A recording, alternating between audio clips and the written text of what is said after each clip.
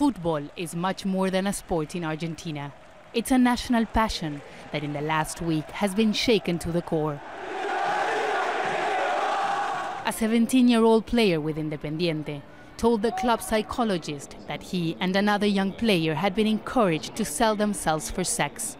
At least 7 minors were prostituted, and 10 others are believed to have been potential victims. Prosecutors say there could be more.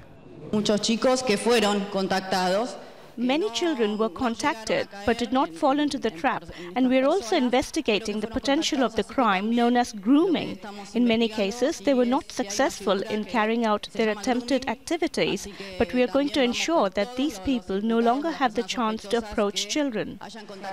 But the sex abuse investigations have spread to other clubs.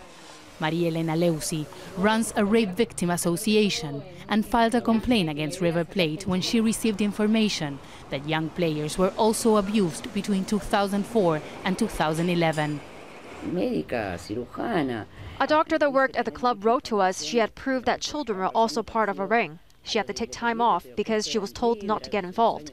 We also received a letter where a former player says that children were forced to prostitute themselves to be allowed to move forward in their careers. Leusi has been receiving threats since she contacted the authorities and is now using what is known as a panic ring. River Plate is one of the most famous clubs in the country. It is a multi-sports club that operates hostels for young players recruited from other parts of Argentina or abroad.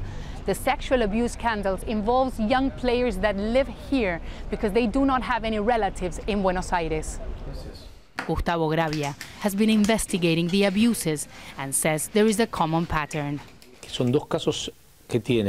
There are 2 cases where we see a similar situation. We see individual cases, but they happen inside the club with children that have a very vulnerable economic situation who are not from Buenos Aires. For example, a 13-year-old that is from Chaco who has no money, trains for 2 hours a day, and pedophiles try to take advantage of that. The dream of becoming a big a star as Lionel Messi has left hundreds of children exposed in Argentina. And even though the Argentine Football Association says it will now look at conditions in the hostels where the young players live, that won't repair the damage that has already been done.